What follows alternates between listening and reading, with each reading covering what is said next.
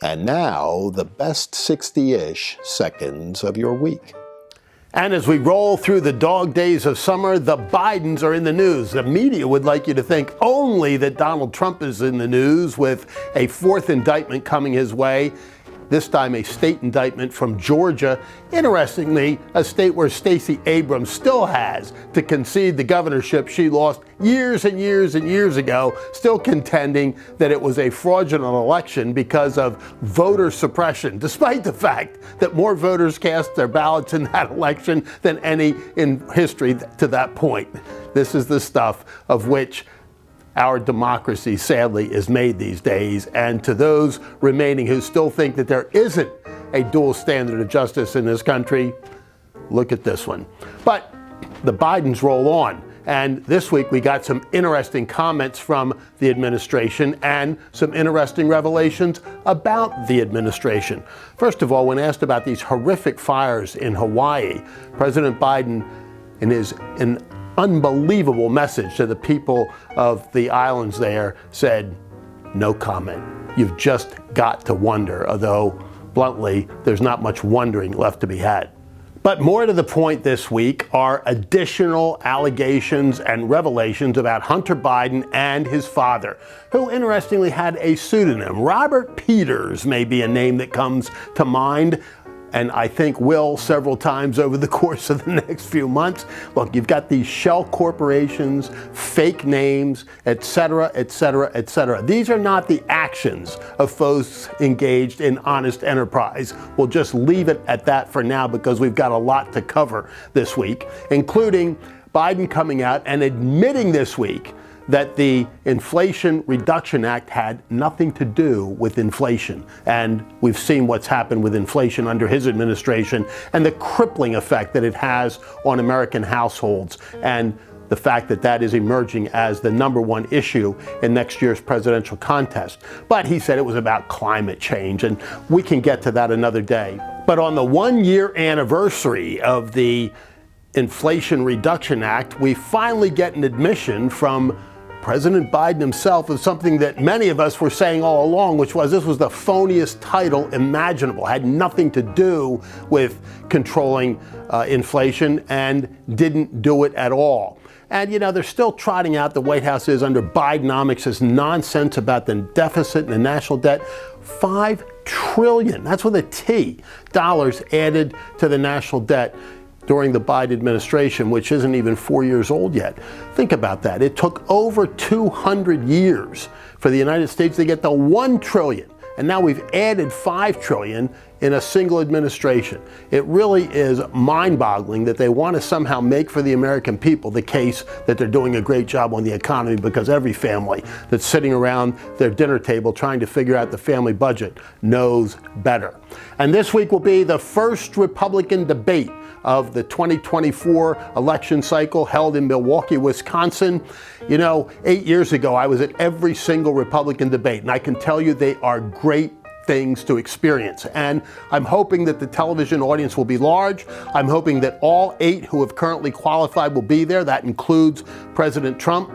And I hope that a couple of others qualify, because these debates are really important for the American people to see up close and personal what these candidates are all about. Some of them, all they've had is 30-second television commercials by which to view these people. And you do get a sense. I mean, look, these are not true debates. It's certainly not in the Oxford style of debates. There are opportunities to give short bursts of speeches, opportunities for people to see the personalities of the candidates and to get some sense of their grasp on policy and on the direction they want the country to go. And frankly, those who are a little bit more glib will do better. Those who have prepared, zingers to throw at other candidates will do better. President Trump always did exceptionally well in these debate formats, so it's a little quizzical as to why he doesn't want to attend. Yes, he's leading, and a lot of times the leader doesn't want to go to debates because they think they can only stumble and fall, but he's got a pretty big lead, and it's an opportunity for him once again to showcase why he has that lead. And additionally, the requirements of the RNC, which require candidates who want to be in the debate to sign a pledge that they'll support the ultimate winner of the primary. You got to wonder why any candidate wouldn't sign that at this point, especially Donald J. Trump, since it appears that he will be the nominee of the party.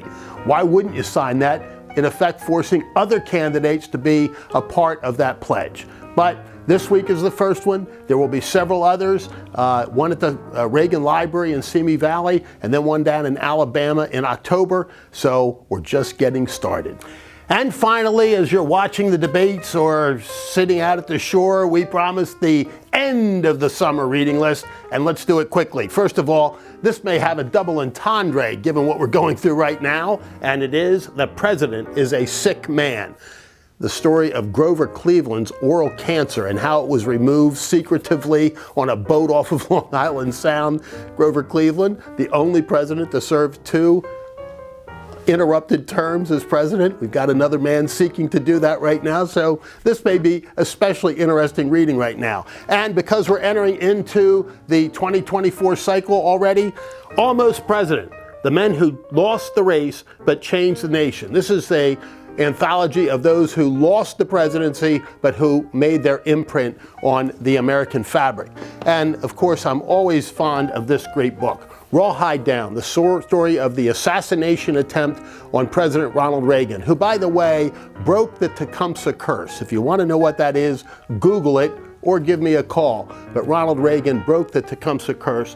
This book by Del Quinton Wilbur, a police reporter from the Washington Post who began to ask the questions nobody else had asked about the Reagan assassination attempt and got information that nobody else was privy to. It reads like a novel, but it's all 100% true.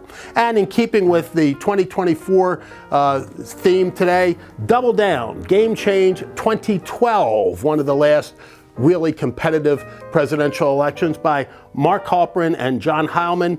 Not exactly written from a conservative perspective, but a very, very interesting look into how presidential campaigns are run, how the impacts of them are developed, and who ultimately wins as a result. And if you want one from a more conservative perspective, Rigged, how the media, big tech, and the Democrats seized our elections by Molly Hemingway, who is a great writer, co-author of the national bestseller, Justice on Trial, The Kavanaugh Confirmations and the Future of the Supreme Court, is one of America's most influential and trusted journalists, and this is a great read. And finally, Precipice, the left's campaign to destroy America, by our friend Nick DeUlius from Pittsburgh, Pennsylvania, a wonderful capitalist and one of the brightest captains of industry in the country, writes this book, a rallying cry in defense of the doers, the people who actually make things and get things done in our capitalist society, and a great defense